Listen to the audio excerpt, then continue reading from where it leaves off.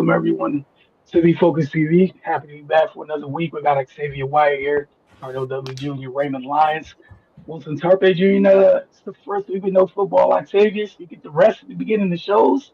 Now it's your off season as well. But we're gonna get to it. So a thing happened this weekend, the NBA All Star Game happened, and for once, shout out to Victor Wembanyama. It was almost like there was like feelings and emotion and effort put towards it. So I want to get you guys' take on it.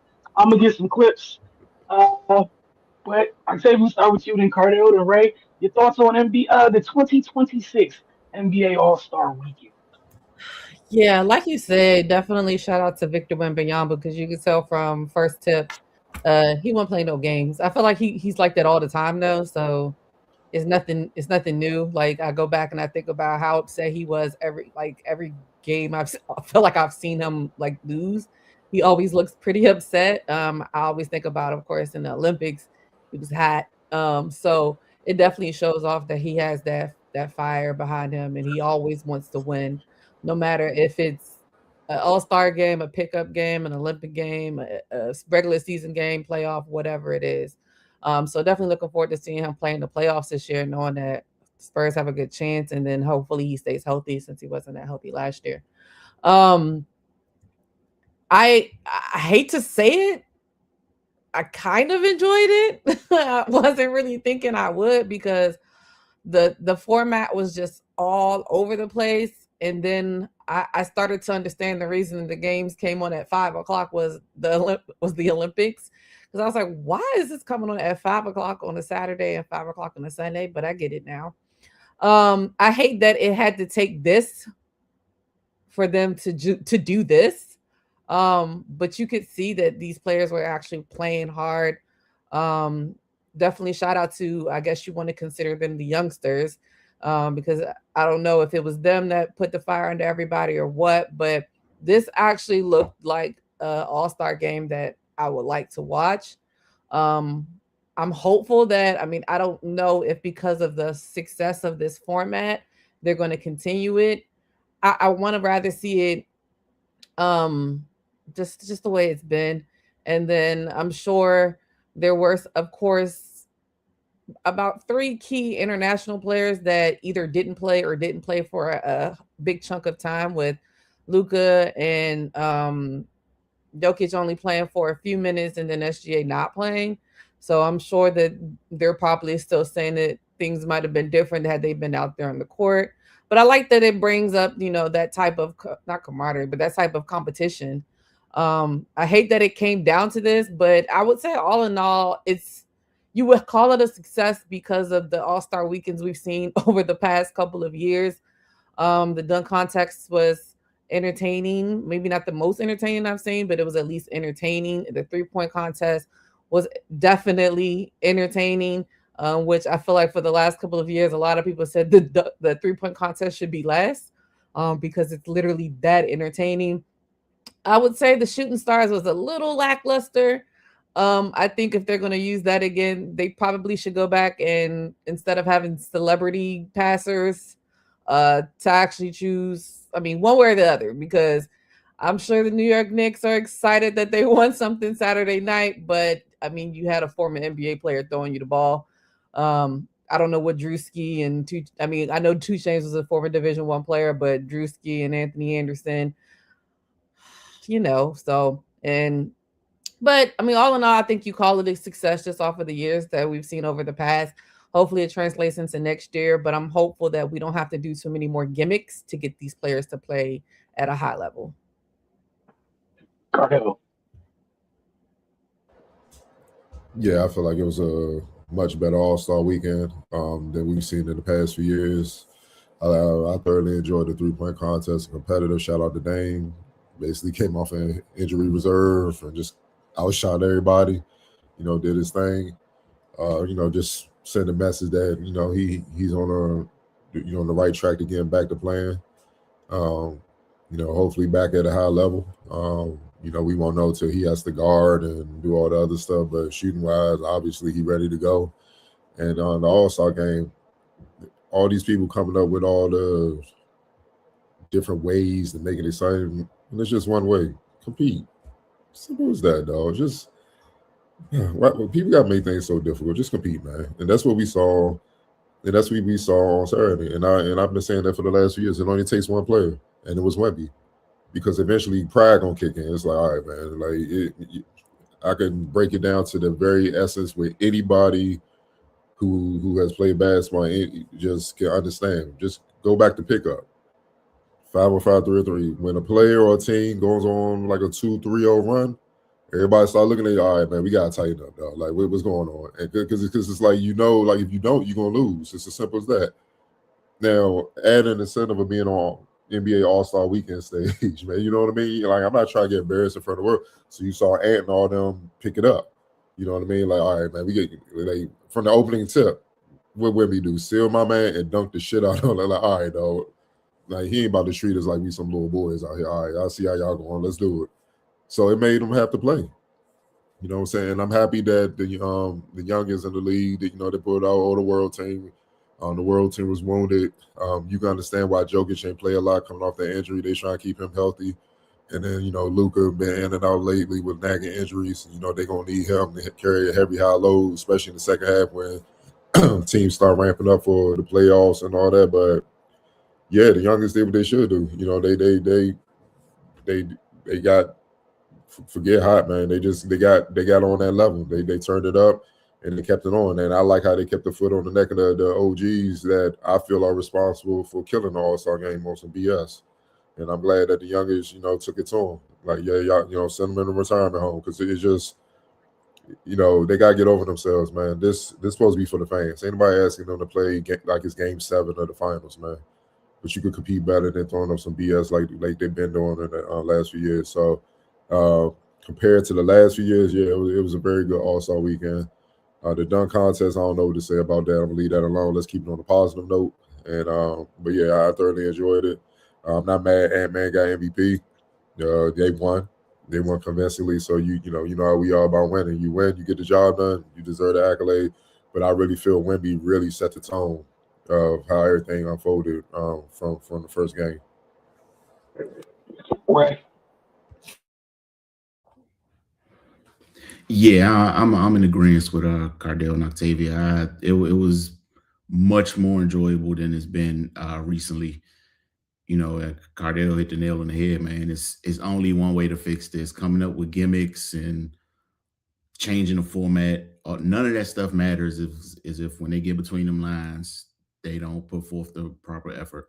And that's what we saw. So, I'm glad. Hopefully we can get this thing back to how it's supposed to be. Because if you have a game like this, and then next year is back to the same old, then that just tell me where dudes' hearts at and how much they respect the fans and the game itself. Because like All-Star Weekend used to be, besides the finals, it was the biggest thing in basketball. And what it's devolved into, it's just been embarrassing, to be perfectly honest. But yeah, I'm glad to see they put forth the effort. And yeah, Wemby started it. He even leading up to the game, guys like him, Jamal Murray, and a few other guys, they were saying, I don't care what nobody else gonna do, I'm gonna play hard. And they lived up to it. And and other guys responded. So yeah, man, I got no complaints. Yeah, I'm with you guys. It was like I called Cardell immediately, like after Wemby sealed that poor young man in the depths of hell and dunked on him to start the night. I was like, oh my goodness, thank God Wemby decided that if y'all don't play, it's gonna look like a grown man on a preschool hoop. That's the type of time he was on. So I definitely appreciate him for that. And may it continue, as they go forward. Um, as was mentioned, uh, USA, that's great. You got the dub this year. Like, you know, you could barely deal with Wemby, even if it was just Wemby and Giannis. If it's Wemby, Giannis, and Shea, like that's why I can't wait to see what it looks like when the world's healthy. Like, let's be honest, it's not like the world team at its best out there. No knock on some of the players on the world team. Some of y'all were double agents, cat, for the world team. You did not help them at all. If that's Giannis, that's Shea, and let's be honest, the next couple of years, some of Wemby's little friends take the steps they need to take, they'll be on that world team as well. That's gonna be a lot of fun, not just in Olympic years, but like you guys said, whatever they do with the format, just get after it. And I think I have enough faith Wemby, as long as he's healthy going forward, that he's at least gonna make sure he does his part with it. Now it's just everybody else, but we saw everyone's reaction to him dunking on that person like that. It was, oh hell no, not like that. Not trying to go out like that. So if we know that's the type of time he's on, and again, you get some little friends in there too. That's the type of time they're going to be on. And kudos to the youngsters on the U.S. side, like Duran, Cade, etc. Like those dudes don't even know. Like they only have one. The switch only goes up or off. It's either on or off. It's not. There's no BS with them. They get right after it. So it's a nice mix. It was a nice. It was just refreshing a little bit. It was a great step in the right direction. Now it's just about it. Can it build back up to what it was? Like you said, right? It was like appointment viewing at a time. At one point, it was appointment viewing. And it's gotten so it got dangerously close to like, is it Pro Bowlish? Where nobody knows, cares, watches, views, just be like, that's that weekend that happened. And that's it. So I don't want to see All Star Weekend go away at the Pro Bowl. That's disgusting. Go ahead, Carter. Okay, well, this is why I kind of wish Dylan Brooks would have been an All Star. Because imagine him on that world team. Like, yeah. I be forgetting he's from Canada. Yeah. He's on that time anytime. You know what I'm saying? So let's keep it real, man. We could keep it real on why it went down, man. When we grew up, the All Stars wanted to give us a treat with the best players in the world going at each other, right? So they was like, here's our appreciation of your support. That's how they viewed it. The last few years, it's been like, man, y'all should be appreciative of seeing us all season. Yeah. And it can't, and that's entitlement. That's where it got wrong. You know what I mean? Because players can think all they want. If the fans say the hell with the NBA, you want to find another way to make a living, dog. Find another league overseas or something like that. Like it's that simple. Like the fans make this thing go. So you can't always do that. And like I said, it's one game out the night, and then you got a whole week off. Like, come on, man. So it's been a disgrace with some of the, let's call it what it is, the OGs kind of messed it up. And I'm glad the youngins are stepping up being leaders and be like, nah, man, it's our obligation to give the fans something to cheer about, man. So we're going to do that. And that's what you see Wemby doing. You know, you can kind of feel the vibes for some of the players. Like, man, Wemby, it's kind of like the kid that gets straight A's. And the teacher love them in class all the time, just adore them, and everybody always getting good grades and stuff. You could just feel the little. It's that type of vibe. But it looks like Wemby's strong enough to be like, the hell with y'all, dog. I know what I'm chasing. You know, I'm here to be. I'm trying to chase that guy at the top. I'm trying to chase 23. You can't be mad at that. You know what I'm saying? And that's refreshing. So he's like, look, if y'all don't stop me, I'm just gonna destroy y'all. So.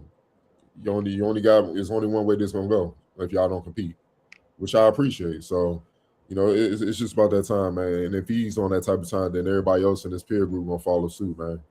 You know what I'm saying? So, you know, it is what it is. All right. With the All-Star game happening, that means we're officially on to the second half of the season, or the last 30 games of the season, however you guys want to look at it. Ray, we'll start with you. I'll get the standings up in a second. Just want to get your thoughts. Any expectations or how you see things playing out? Is any ideas you might have as we enter the second half of the season? And that's separate from what you'll talk about with the Wizards later. Just keep them out of this. Just the league as a whole. So happy thoughts. Yeah, man, it should be an exciting season heading down the stretch. Detroit, I like what they're doing, but I think Boston is real intriguing. They surprised a lot of people. We saw what they went through personnel wise with Tatum going down, and then them having to their decisions in response to the second apron. But they're still right there, number 2 in the conference, and with their championship experience, they're sitting in a good spot right now. looking at the West, OKC still looks to be the class of the conference. San Antonio sitting at number 2. That's a good sign for them. They might be a little ahead of schedule, to be perfectly honest. But heading down the backstretch of the season, some teams might be looking to turn it up. Minnesota's been kind of up and down, but they've been in the mix the last few years. So it'll be interesting to see what they do. And Denver, once they get healthy, they're still sitting there at number 3, even with Jokic missing a good chunk of time. So it's you can't put your feet up no matter who you are. I think it's going to be exciting back 9 of the season and heading into the playoffs. Cardell. Yeah, it's going to be interesting to see how Detroit handles the suspension. If they hit a slide because some a couple key guys are out to start the second half, and then Boston kind of walk them down. The Knicks are right there as well. Cleveland, I want to see what they do with James now. You know what I'm saying? Like that's a very interesting situation right there, man. They can just build because they're clicking right now, and the chemistry is not even all the way there. And Mobley hasn't played because he's been out. I want to see how they look when he play when they're fully healthy. How that thing looks because they only a few games out. Like that's what I'm saying. Like the top of the East is similar to the West. Like it's only a few games separating like 1 through 5. You know what I mean? Well, 1 through 4. So, it's really go time because you don't want to be one of the teams that got you in position for home court advantage. You just give that up. You know what I'm saying? And now you on the road all the time trying to make a playoff push. That's just tough to deal with. As far as the West is concerned, and last Charlotte, obviously they're gonna be wounded because of the little situation, a little fight, but they've been streaking, man, getting in the play-in. Them young boys hungry, like they've been playing well. They're only like 4 games out of like being in the top 6. You know what I mean? So I want to see if they can hold the fort down. Miles is going to be gone for a while. Obviously, Musa, and that's what made him click when Musa got in the starting lineup at center because they can run and gun. He's athletic. He don't really need the ball. Set good screens. He get the fan 1 through 5. Like that's a blow. So you got to see how they handle things with that, man. So, but on the West side, obviously everybody chasing OKC. It seems like no one's paying attention to OKC because of other teams that's been rising, like the Spurs, fresh teams, making noise, and the star power of some of the players from other teams. But here they are, right back top seed. And, you know what I mean? You already know what's about to happen with them because the one thing I truly believe in with championship teams, like to know how to win, that's an edge that you got to earn, man. You got to have that. And that's a hell of an edge when you're dealing with teams that don't know what to do. Like you can say, well, Jokic and them on that, but that's a handful of players on the team. That's not their entire team. OKC's entire team know how to win. That's just a different ball game. You can say that with the Lakers with LeBron.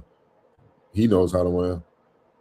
Luka knows how to get there, but the rest of them ain't won nothing. So, I mean, Ayton got there one time, but they haven't won anything. So that's just a whole totally different animal, man. And, it's going to be interesting to see how Denver look with Jokic kind of get back to full strength, so to speak. But Peyton Watson out. I think he got banged up right before All-Star break. So, and he's been having a hell of a season. So, it's going to be some intriguing matchups. You know what I'm saying? Even the Clippers, they 10th, and they what they going to look like when Darius Garland get back and he's healthy.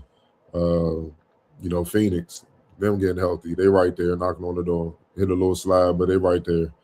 You know what I'm saying? Golden State is annoying. Steph been in and out. He been banging up, but they hanging on. You know what I'm saying? Portland, they like the young team that makes you just they like the West Coast Raptors in a sense. They kind of similar.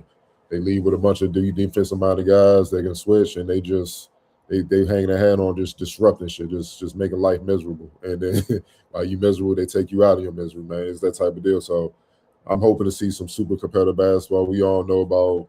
I ain't even about to touch on the teams tanking. They whatever deal with y'all during draft time. Cool. Y'all don't care. We don't care. That's how I'm approaching it.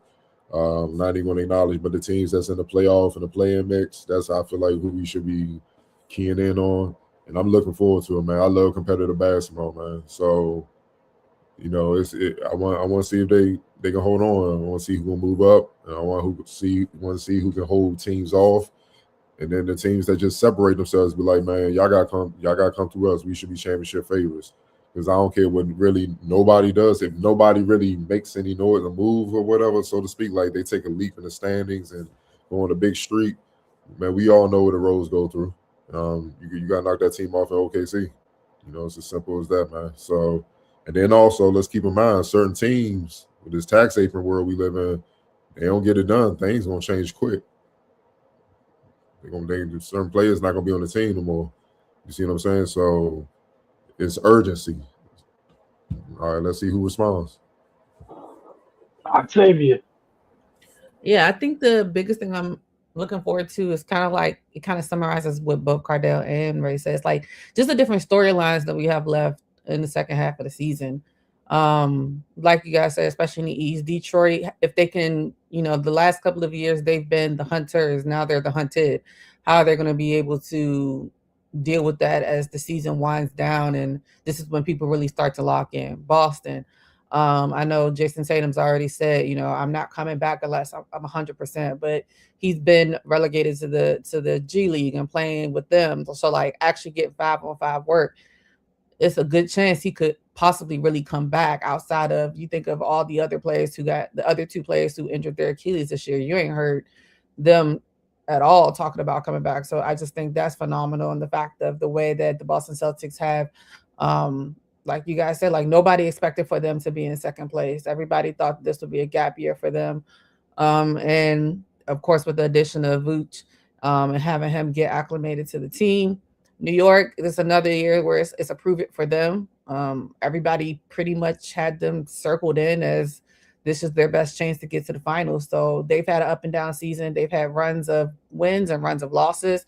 It really just, I think the one thing that always comes down to them is their defense. How defensively sound can it be outside of, I guess, Mitchell Robinson, who's, he rebounds everything that comes off the rim. I'm definitely interested to see how James Harden goes with the Cavs. I still don't really too much believe in it, but we'll see how that goes. And yeah, everybody else like towards the bottom, like just will they really get going? We saw how well Philadelphia started the season off with VJ Epcom and Paul George has been out and going to be out probably for a lot more. I don't know. I know he got 25 games for a suspension. I don't know how many games it's been, but I'm sure he still has a good chunk more to go.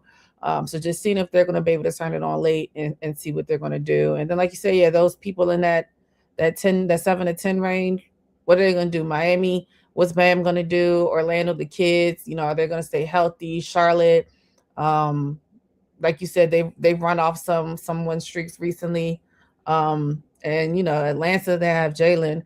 But I mean, he can only do it so much. But I think with them all being, it kind of be close, like you said, between 7 and 10 is a 2.5 game, 3.5 game stretch. So anybody can get hot in the second half of the season and change their outcome. So it's definitely gonna be interested on that side. On the west side, yeah, like you said, Oklahoma City, like I think a lot of people have only been paying attention to when they've lost to the Spurs because they played the Spurs so many times this year and it's been such a tight battle. I'm definitely looking forward to that. I don't know if they play anymore this year. I would be surprised if they did because they played a lot of each other this year so far, of course, including the NBA Cup, but they're still there. Shea's been out a little bit, but like you said, Cardell, like they know how to win now. Their youngins are poised for it. And even Jalen was out for a little bit of the season, and they really didn't miss a beat in that instance as well. San Antonio, like you said, if they just keep clicking, Stephon Castle, De'Aaron Fox, Wemby stays healthy as long as because I want to see him in the playoffs and play well.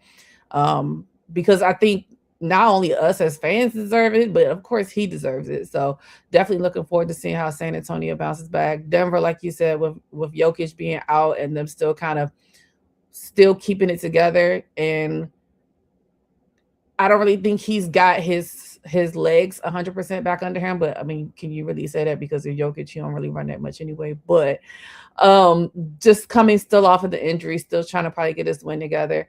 I'm interested to see if Houston can hold on because they haven't been what a lot of people perceive them to be and what they have been early on in the season. I think them not having a point guard has really come back to kind of bite them a little bit.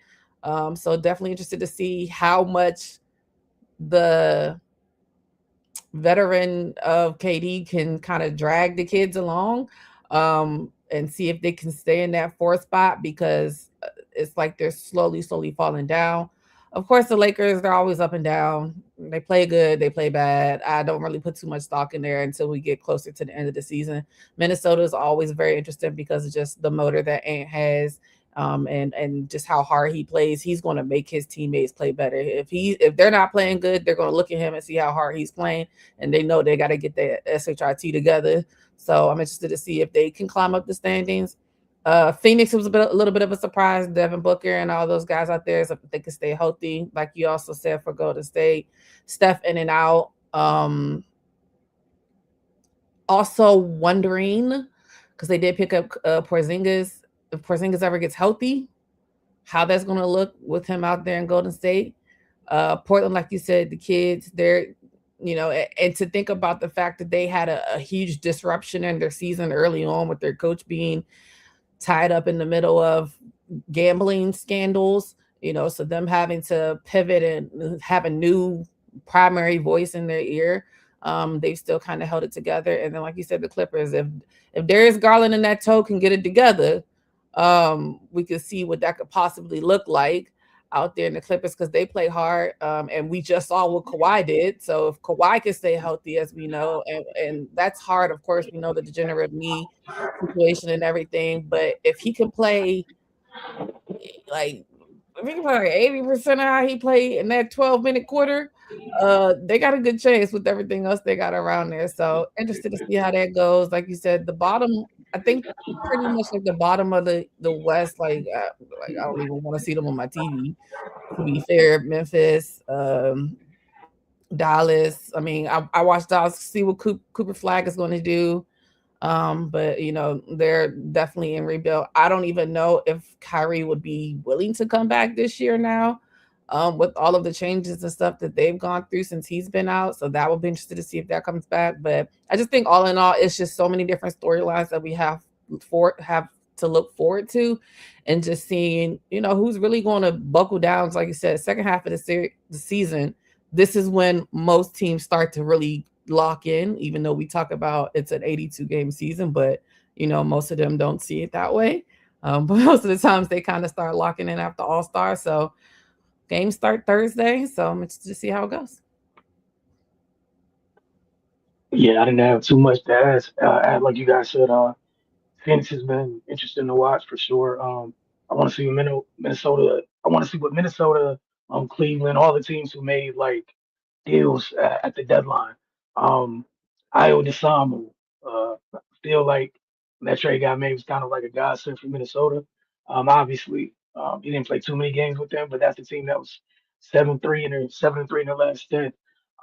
They want to see how Houston and Los Angeles, if they're able to hold off Minnesota, who's right behind them, for very different reasons. And then, like you guys said with the Nuggets, there's been a couple teams that's been trucking along even while missing key guys. Denver's treaded water, but you get Joker back. It's kind of a really big deal. Then the kids in San Antonio, I don't even feel like they're ahead. I just think they're on the path they need to be on. I just want them healthy come playoff time, because they're gonna give whoever it is they play just hell. That's just a lot to deal with. Because it's a group of fearless kids that don't care, and you got one of the best players in the world over there at Wemby. But mainly, their biggest attitude is we don't give it. You know what?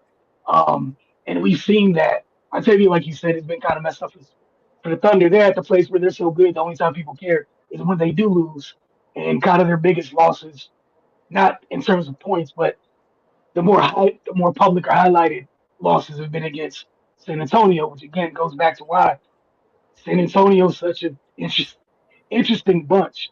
And for a young team, I'm impressed by their road record. They're 18-10 on the road. It's a young team. It's not a ton of vets over there. Like a lot of teams in the West have vets sprinkled in different places. But yeah, OKC, the path to the title defense officially just like it really just began. It's officially go time, and like Cardell and Ray mentioned, they are chilling at 42-14 without their their very special backcourt having been fully healthy throughout the first 50 some odd games. Get over to the Eastern Conference. Cardell, I love that you pointed out Charlotte. I know people don't pay them any mind. Again, that's hell to deal with on a nightly basis. And they've gotten several teams when you're not locked in, you're not focused, and Charlotte has something for you. They were 9-1 going into the All Star break. No, it's not on people's talk about the talking head shows or whatever. The Hornets were 9-1 heading into the All Star break. Needs to be mentioned, and you know, can Orlando and Miami hold them off, and they avoid Charlotte jumping them? And I don't have an answer for that at all. Um, the Cavs, they're 9-1. I don't think James has played 10 games there, but they're 9-1 in the last 10. I think he's at least played 5 for those last 10. Um, Again, they're 9-1. You guys mentioned the Knicks, and then with the Celtics, my God, they're second. And now the pressure's on Detroit. Can you hold on to your spot? The last thing you want, if it's not to say Detroit can't go in someone's house and win if they're not they don't have home court. But why? Like you worked that hard in the first half, it would hurt to give it up. It would hurt to lose it rather not give it up. So I can't wait to as things get going because it's officially go time. There's actually a sense of urgency now. We're gonna see teams feel it. There's no more, sporadic Tuesday nights. Oh, it doesn't really matter now. Everything matters from here on out. If you want to be hosting teams in the playoffs versus going on the road. Up next, we'll move to college basketball, Carter. Yeah, man. Call this the Loot Hunger game, man. For the third straight game. Big fellas, stepping in for injured center George Washington, injured center Rafael Castro. For those that don't know, he's a preseason All A10 selection. He's been out with lower foot and ankle injury, but for last few games, and for the third straight game, like I said, Luke Hunger reset his career high on Friday against George Mason. Finished with a game high 31 points, 10 rebounds, no turnovers, and no fouls.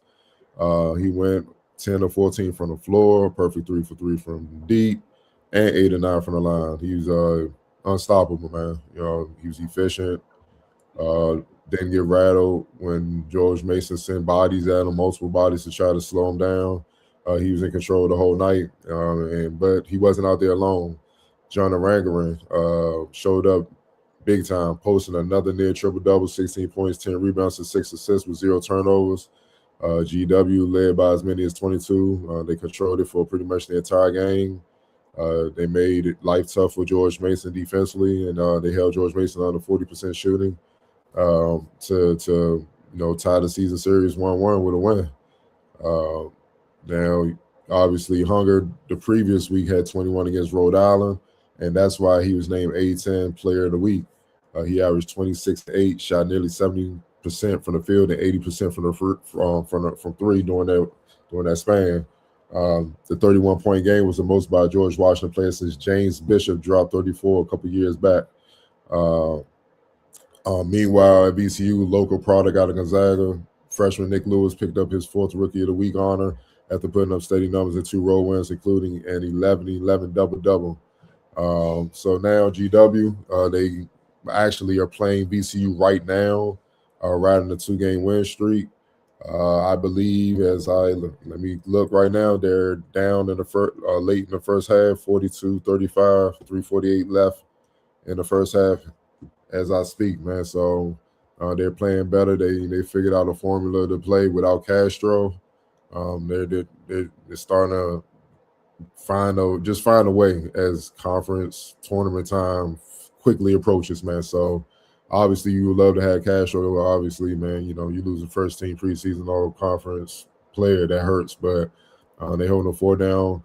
So we'll see if they can pull out this one with VCU and make it 3 in a row. Meanwhile, George Mason on the other side, they 2-game losing streak. I think it's their first 2-game losing streak of the season, man. So they got to figure some things out, get back on the winning track. Hey man, as you mentioned, it's that wonderful time of year with every loss and every win carries a little bit more weight as we head into what are we, a couple weeks out from conference tournament? I looked today. I think the Big Ten tournament is like March 4th through 8th. Like we're literally right there. Right. Onto the Maryland side of things real quick. The Maryland women, they had 2 games this past week. The game on the screen we'll get to in just a minute. They hosted Penn State, and then they played Ohio State on the road. We'll start with the Penn State game. Maryland beat the Nittany Lions 81-62. Maryland was led by Yarna Garzon's 19 points. For rebounds, Aluchi Akanawa finished with 15 points, 5 boards, and 6 assists.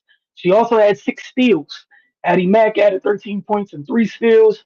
Sailor Poffenberger had 10 points, 11 rebounds, and 5 assists, doing a little bit of everything as she typically does. Mary McLean chipped in with 10 points and 6 boards. Keomi McMillan led the Nittany Lions with 30 points and 3 rebounds. She did have 30. It was inefficient, but she did have 30. Then Gracie Merkel. Maryland fans will give you all the background about that. They were very petty late in the game with booing Miss Merkel because she had reneged on her decision for coming to Maryland. And apparently they will never let her forget that. Merkel had 13 points, 7 rebounds, and 2 blocks. Victory Santana and Tia Cliente had 6 apiece. As for the game on your screen, this is what happened on Sunday. We saw the Terps rally from 19 down to beat the then 8th ranked team in the country in the Ohio State Buckeyes. Maryland went on a 35-11 run over a 13-minute span in the second half, giving them their first top 10 road win since 2022. And the 19-point deficit tied their biggest comeback win in program history. Maryland was down by 15 at the break. They took over in that third quarter, and that's when things started to change. Maryland won the third quarter 26-14. By the end of the third, they knocked that deficit down to 3. One of the things that came to mind for me is I think all the way back on media day, everyone always asks Brenda the differences of the teams because every team is different from the year prior and obviously different from, the future years. One of the things that Brenda did was this team, she mentioned that, and this was before some of the injuries happened and whatnot, that this team had a lot of firepower. And we've seen it in a little spurts here and there this year. We saw it against Penn State. They had a hell of a run against Penn State where they just decided that game was over. And against Ohio State, obviously nobody wants to go down 19, but we saw them get hot from deep, and they walked them down. Addie Mack hit one of her threes, gave Maryland a 62-60 lead with 8 minutes left. The Terps scored the first 12 points of the fourth quarter. Then Sailor Poffenberger hit a deep triple. It was a step back 3 to put Maryland up 76-69. But the Terps still had to hold on for a 76-75 win. Garzon and Akanawa led the Terps with 17 points apiece. Mack added 13. Poffenberger had 13 points. Both Sailor and Aluchi had double-doubles in this one with 11 and 10 boards respectively. Both of them stepped up on the glass as it was needed. Maryland lost center Izzy Mamadou early in the game to an injury. Waiting to hear on an update from her. She's been big for Maryland all year as their 5. This week, the Terps host Purdue this Sunday at 1 p.m. for Senior Day, which also takes place on National Girls and Women's in Sports Day. But it was a hell of a rally for Maryland. They got their leg back with Ohio State, beat them on their home court last month, I believe. But I think that became more importantly as we talk about these wins and losses carrying more weight. Cardell, as we start to talk about resumes when we get to Selection Sunday and Monday, things of that nature. This was Maryland's 6th quad 1 win of the season. So it counts. It's big for your conference, and it put a little times 2 multiplier on it for another quad 1 win. And then put like another times 1 because it was on the road. But hell of a job by Maryland to rally and come back and get that done. And we'll see how they do this weekend against Purdue on Senior Day. Ray, I know we're into the second half of the season, but what you got with the Wizards as we enter the last 30 odd games? They just trudging along, man. They are back in action on Thursday and Friday. They have back-to-back a home against the Indiana Pacers. Then they face the shrieking Charlotte Hornets at home on Sunday. So yeah, they'll be right back to it. I mean, we've been pretty upfront about where they stand as far as this season goes. I just want to see the young guys continue to compete and show up. That's been recently that's been enjoyable to watch, to be honest, man. They're just ready for their opportunity. They've called a couple G League guys up, and those guys have come in and they've shown that this is somewhere they want to be. So, and they're still auditioning for the other 29 teams. Who knows what the offseason will bring. But yeah, the Wizards pretty much, they're going to get through this season and however that goes. And then next year, I think everybody involved from top to bottom is going to expect to be not in this position to just to keep things frank. I certainly don't expect them to look this way next year. They should be in a place where they're ready to actually look like a competent basketball team. So I'm excited for that. I know it's a little ways away, but yeah, for the rest of this year, just the young guys just keep showing up and being professionals. All right, Cardell, we can get you started with the first of this segment. We have several weeks and a couple months before NBA draft. That's it. First NBA draft spotlight. Who you started with? Yeah, in this new segment we got, man, I'm just going to highlight players who's on my draft board.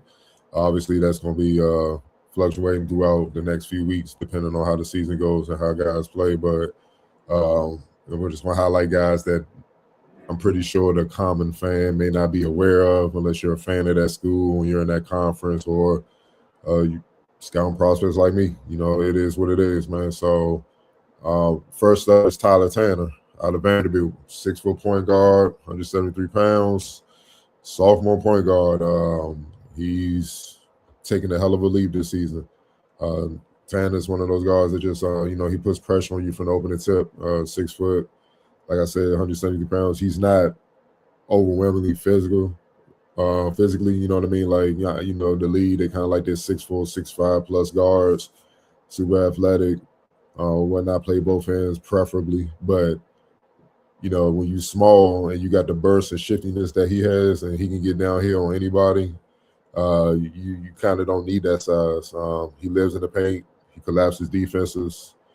He forces rotations every time he turns the corner. He's crafty, finishing in traffic. He draws a lot of fouls. You know what I mean? Obviously, you just tag him, he gonna fall. I'm pretty sure he knows how to act it out to make sure he get the foul call. So that's part of being crafty. And like I said, once he gets 2 feet in the lane, he's comfortable. Finding shooters or dropping it off the base. Man, he can make plays with the best of them. He plays with pace. He plays with poise. He mastered dictating tempo instead of reacting to it when pressure is applied to him.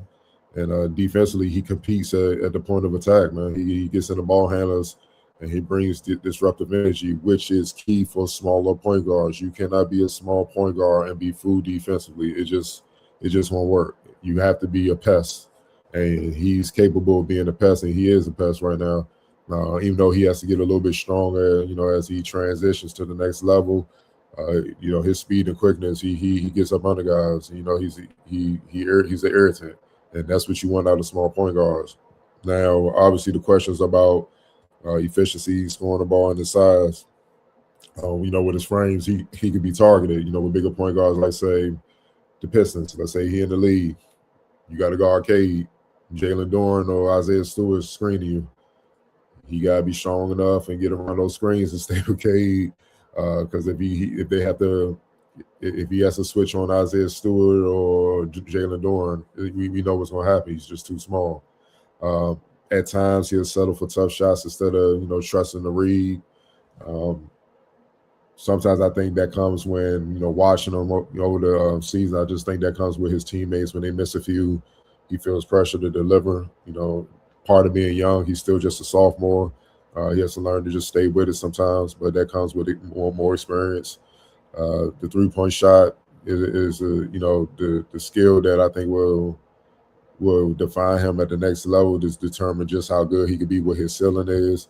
But if he takes good shots, he's capable of making threes. But if he takes smarter shots at the next level and bring more consistent volume and accuracy to keep defenses honest, he'll be fine. But if he gets that corrected, his decision making improves. I believe he has the tools to he'll have a big role with his change of pace and downhill ability. He'll have a big role at the next level, and he might not be a star player, but he'll be a key contributor on the team. Man. He's just too talented, too shifty, and too skilled. All right, y'all's first look at Tyler Taylor. Keep note of the name. I know watching it was refreshing to watch a smaller guard just play with some feel and bother people defensively because it drives me nuts. I'm gonna do my best not to name no NBA current players that are smaller guards that make me hate my life while watching them on the other end of the court. Makes me want to reach through the TV and do the same thing that Bart had Homer did to Bart on the beginning of every episode because it just drives me crazy. You already given up everything else. Like, what's the point if you're not gonna bother somebody?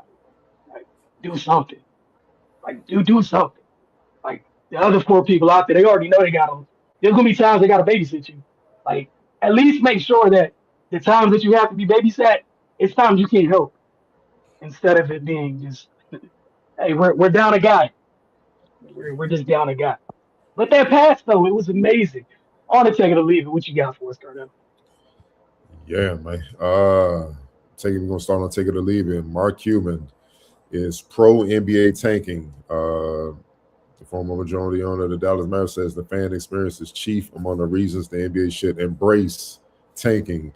Quote, few can remember the score from the last game they saw and went to. They can't remember the dunks or shots. What they remember is who they were with, their family, friends, a date.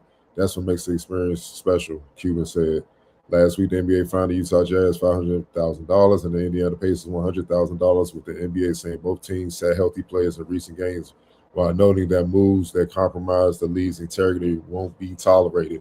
Cuban, who still owns his share of the Mavericks, challenged the approach and says the league should be more transparent in tanking discussions. Quote, the worst ish that the NBA dishes out is that if you don't lie to your fans about what you are doing, even though it's obvious to them, you get fined, and they threaten you with losing picks, he wrote. Cuban says tanking helped to get you Luka Doncic in the 2018 draft. The Mavericks went 24-58 in 2017, the season before drafting Doncic, who was traded to the Los Angeles Lakers in 2025. Quote, we didn't tank often, only a few times over 23 years, but when we did, our fans appreciated it. And it got us to where we could improve, trade up to get Luka, and improve our team. Cuban wrote that the team was fined $600,000 after that and saying it's a joke. Fans make the league, Cuban wrote, and the NBA must embrace that and create better experiences for them. When I got into the NBA, they thought they were in the basketball business. They aren't. They are in the business of creating experiences for fans. To Cuban, a good fan experience also includes affordability. Quote, who cares the least about tanking? A parent who can't afford to bring their 3 kids to a game and buy their kids a jersey of their favorite player. The NBA should worry more about pricing fans out of games than tanking. Tanking also proves to fans that teams are looking ahead to next season, Cuban wrote. Quote, fans know their team can't win every game. They know only one team can win a ring. What fan that care about their team's record one is hope. Hope they will get better and have a chance to compete for the playoffs and then maybe a ring. Over All-Star Weekend, Commissioner Adam Silver addressed questions about tanking, acknowledged that tanking has been worse this year than we've seen in recent memory, and he is considering every possible remedy, including taking away draft picks to stop it. Octavia, we're going to start with you. Just what are your thoughts? Are you with the tanking? And also, he threw in there another caveat. Should the NBA be worried about pricing out fans as well? I usually kind of like the things Mark Cuban says, but I absolutely hate this. Like it's so weak.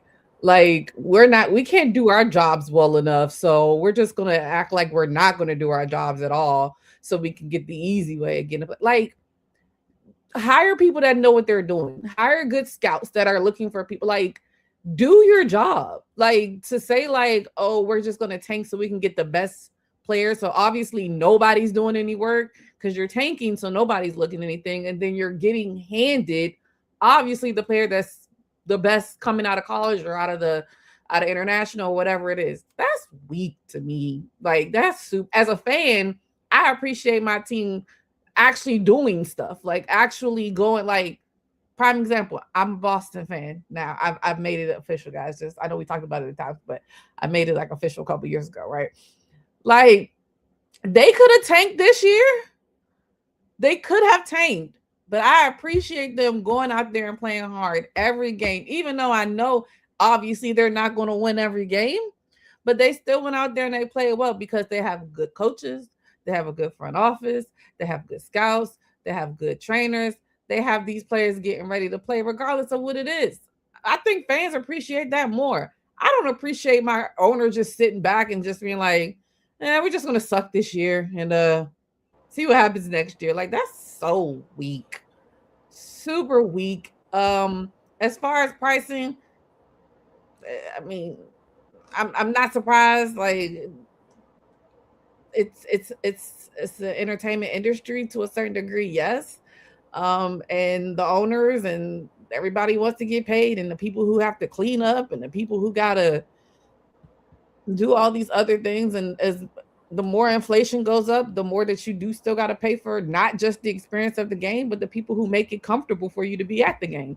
The people who are making sure I'm not sitting in a hour of traffic every time I go to a game. I can get out at a decent hour once it's over. Like they're moving traffic along. I'm sure, I don't know, I might be making up stuff now, like the police escorts that are out there to get traffic moving along, the people that are in the arena that got to, like, it's a lot of stuff. So while, yes, I hope they do keep, a cautious eye on it, but it really does then depend on your team too, because most of this, like, I'm sure you can go to a Wizards game for like $4 at this point. So it really depends on what your team is doing as well. But as far as the tanking, that's weak, and I hope Silver takes every last one of their picks. Never thought I'd see the day Octavia become the LeBron James of media, just going from team to team. Go ahead, Ray. He went from Melo. So look, at least I've always been honest about it. Fan. Good Lord, dog. I've always been very honest. I was a Melo fan, so wherever he went, I went. I was a Dame fan, but I actually really started liking Boston. So yep, I'm staying, I promise. So they trade Tatum and Jaylen Brown, and my new team. Wembanyama. Y'all know I've been with him the whole time. No, I couldn't be a Spurs fan. My brother used to be a Spurs fan, so that would never happen. My parents hate that. My parents hate that I'm a Boston fan because black people in the 80s and 70s. Like I get all of that, but I've made my decision. I think I just like green teams. I don't know. Oh Jesus, let's go. I just like green teams. Yeah, this Mark Cuban stuff is BS. Like, no fan enjoys a tanking season. Like, he gotta quit, man. Like it's, and also it doesn't work. Tanking does not work. At the end of the day, you still gotta put a good team around the player you eventually draft. You gotta develop talent. It's no shortcuts to winning.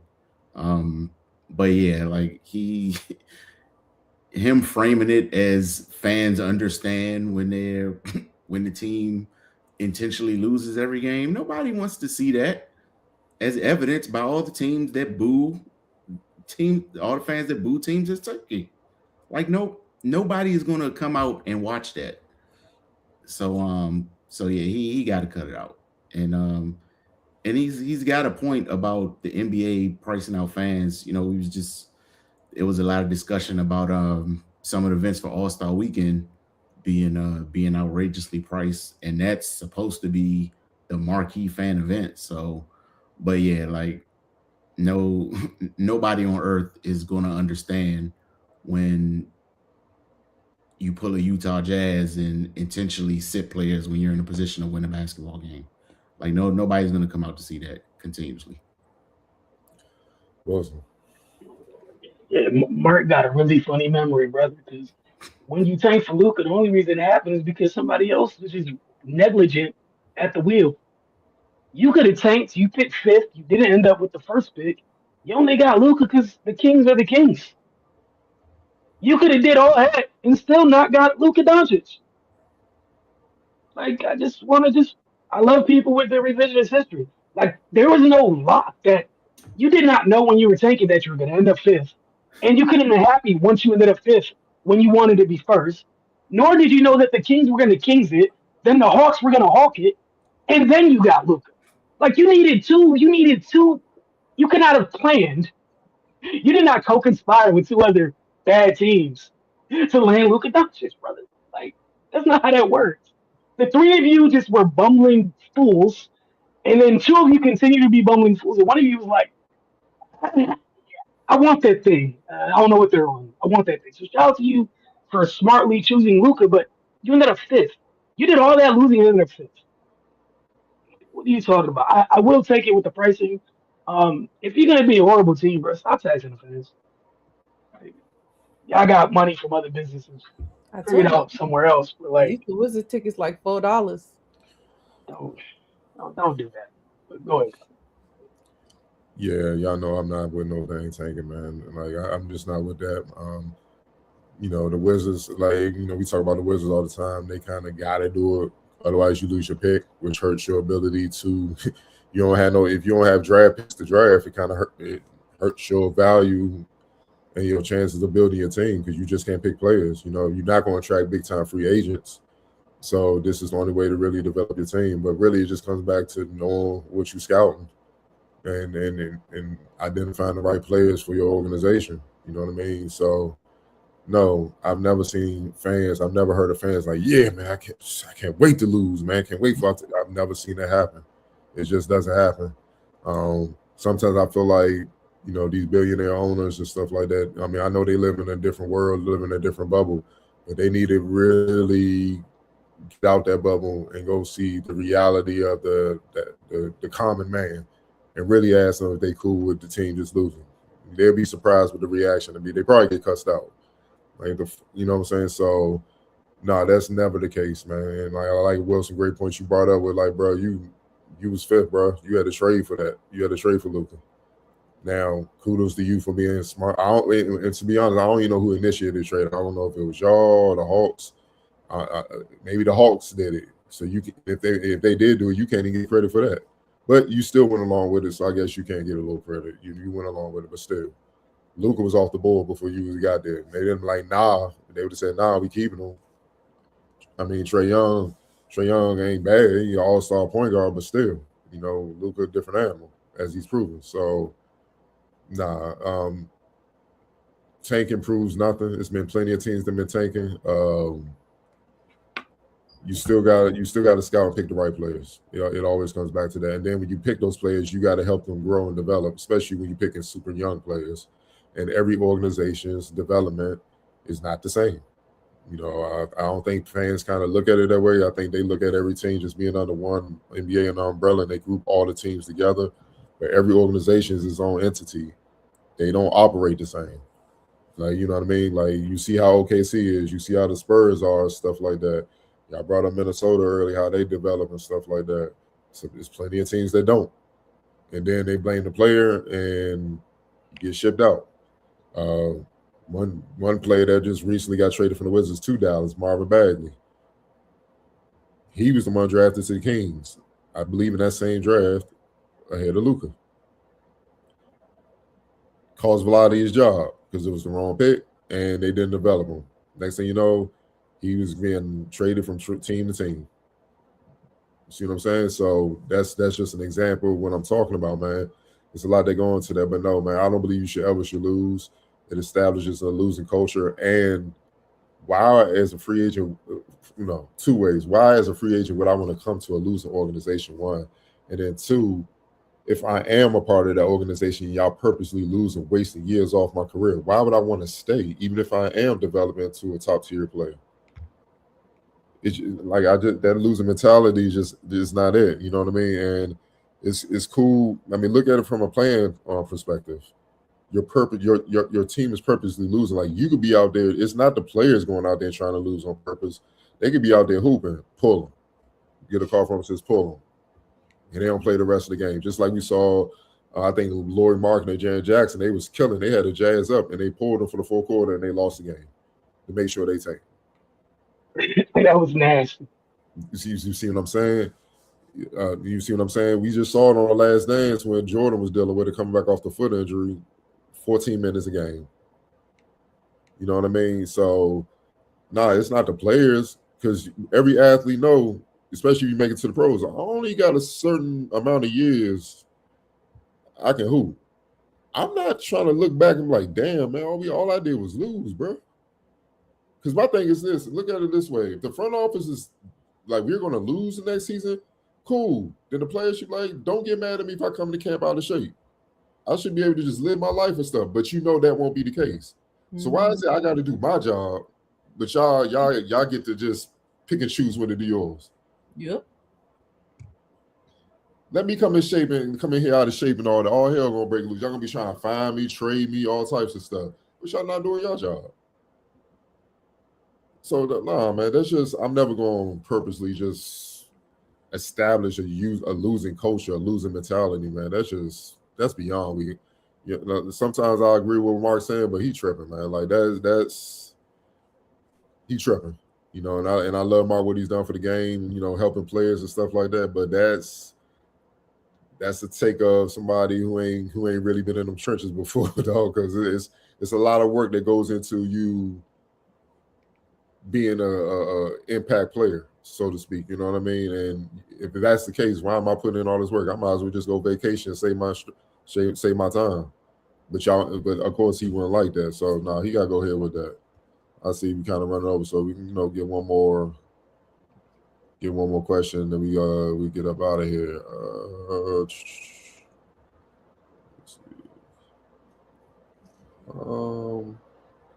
Gonna go to the NFL side of things, man. Rapid fire. The Miami Dolphins released Tyreek Hill and the flurry of roster moves Monday that will clear significant salary cap space. The former Pro Bowl linebacker Bradley Chubb was also informed of his impending release Monday.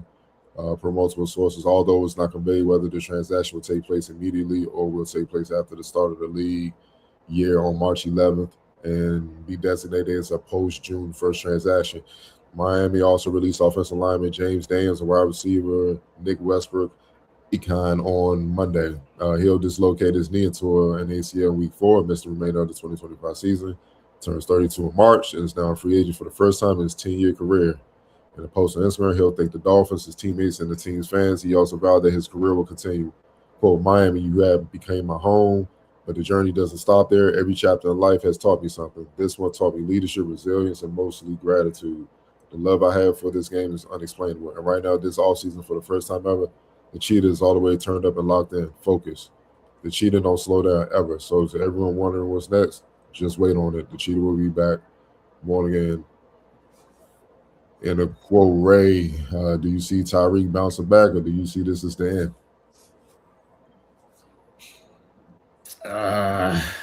I mean, the talent is there for sure. It's like having one punch knockout power in boxing. It's always a possibility, but whether he's in a mental state to recover from something like this, who knows? If he's going to come into his next spot with the proper attitude, that remains to be seen. But physically, I don't think that's a question. But it's just at this point in his career, is he willing to do what needs to be done to, to continue on? And I think that's the long and short of it. Wilson. I have no doubt we can get back physically. We know how modern medicine is with ACLs stuff nowadays. Also, I also think some of the guys when you have extra athleticism and you have one of these injuries, Like since you had so much extra, those guys typically end up okay on the other side of the surgery. I'm just interested in what he thinks his asking price is gonna be. That's what I'm focused on. Is yeah, you can help a bunch of teams. Like multiple things are true. A bunch of teams could use you. A bunch of teams run some similarly to the offense you ran in Miami. Great. You're locked in. Wonderful. Sounds great. The price, sir. The price. The price. The price. The price. It cannot be what it was once was. You are 32. No one's. I'd be surprised if somebody touches 12 or 15 for you coming off that knee. Like there's multiple reasons as to why they shouldn't. Your next contract shouldn't be nothing like your last one. And that's not knock on you, the players, being honest. Also, you play. It's the NFL. You're not an NBA and it's in baseball, where you probably be able to get some money. I can't even say the NBA anymore because they done messed stuff up where they acting a little bit like the people on your side. So you're not coming back to what you were. That price point is going to be everything for you. And then now the fit matters too. Can you end up somewhere where the price matches, and can you end up somewhere where you can have can there will the, where they can afford some grace in case you're not the cheetah as you keep repeating to keep referring to yourself to it as right now in third person while you come back from this injury. Yeah, it's just a price point for me. I think that could be sticking point for whatever team it may be. Well, we all know personal stuff that's been reported. We ain't gonna get too deep in that. He's gonna ask for a lot. I don't even think he got a choice. But like you said, are they gonna give him a lot? That's what we about to see. Octavian. Yeah, I think Wilson hit the nail on the head. Like that was my biggest thing. Is it's funny, the quote always goes, "Yesterday's price is not today's price." It's that, but it's backwards. Yeah, uh, yeah. Like you said, coming off of a significant, never coming off a significant injury, at his age. Also, his vibrato, how he is he going to be willing to take a back seat to somebody? Because I would assume he's getting up there in age now. Granted, luckily for him, he has won a Super Bowl. So I would be interested to see how much of an incentive that is, because some people were like, I done got one, now I'm trying to keep getting my money to keep moving. So does he pick a mid-tier team, or is he really going all out to try to get to a big team? And that's what I'm saying. If he gets to a big team, knowing that you're probably not going to be the head honcho in the wide receiver room. You're not going to be the number one. Like there are teams that need a very good number two. So I think it comes down to, like you said, his asking price and his attitude. His attitude and where he feels as though his career continues to go. I think we already got an inclination with him still, like Wilson said, calling himself the cheetah and referring to himself in third person, that the vibrato is still there. But also, like Cardell said, he does have some things going on where I'm sure he's going to need a lot of money, because a lot of it's going to come in and have to go right back out. And those are consequences to decisions that he's made in his life. But on the football standpoint of it, yeah, I mean, he's not the Tyreek Hill of yesteryear. So it's more so what he's willing to accept, and then what his attitude is going to be, depending on the role that they will be presenting to him for the team. Yeah, I'm with y'all, man. He can still help a lot of teams, and you make a great point. I'll tell you a second option. One team that came to mind, Lamar going to the Ravens. That'd be a hell of a oof. If he's anything close to speedy, man, because that's something Lamar hasn't really had, man. He hasn't really had like that one guy he could just get the ball to just all the time, and they can make something happen. And with that speed, if Tyreek serious, he need to be looking at teams like that. Like, that's what I mean. Got to find a team that he can fit in on, but not necessarily be the guy. So that's why I said it comes down to his attitude, and it comes down to what he really feels. And I think that's the scary part for teams that are going to be looking like the Ravens, who are in a, for lack of a better term, in a rebuilding-ish type thing, just because they have a new head coach after having the same one for 17 years. So there's definitely going to be changes in that aspect, even though they have relatively the same personnel. But who knows what this new coach is going to want to come in and do. So they're treading carefully in that aspect. There was 10 new head coaches this year, like 10. It's crazy, along with the additional offensive coordinator positions that have come up into. So there's a lot of movement. So there's a lot of opportunities too, because people are going to be new in their situation. They're like, Tyreek Hill, he's a proven commodity. Like, can I get him in here to help me bolster up and make sure that my first year or whatever, that I can make sure that I'm putting on at least a good, for lack of a better term, show for my team and for my fans and for where we want to go. So it's going to come down to his attitude and what he really feels like he still is. And then, like I said, it's going to depend on his health too. Like we said, we do think he'll be able to get back, but how long is it going to take him to get back? I'm pretty sure his reps. Who represents Drew Rosenhaus? I think so. Yeah. It comes a time, man, when you just got to be real with yourself. I think he knows he can't come in here with no, like, I'm that dude. Look, now when he executed, I know. I feel like it's been a lot of them that know that they shouldn't have did it, but they did it anyway. But I know. And then they be on these podcasts 5 years later. It's like, dang, man, you know what I should have did? He need to lay low. He need to lay low, just train, rehab and train, bro. That's all he need to be doing, and just coming down ready to work. That's it. Just work, and you'll be fine. Like, just work and produce. Then you'll be cool. You know what I mean? Because if you come in there with that, not the NFL though, and not in this climate, we'll be asking like, "Damn, what happened to Tyreek?" Like, another Antonio Brown. Well, Antonio went out crazy. That's a whole different. Tyreek a little crazy. I don't know if he Antonio Brown crazy. He ain't that crazy. I don't know if he Antonio Brown crazy, but that's he was there. I hope he don't try that, because you have no leverage right now. You're coming off a bad injury. You missed the season. You're older. I'm gonna keep it real. These owners are fully aware of your outside activities. That factors in. They know you desperate. Yes, that's part of it. They know you're gonna be desperate. You have no leverage.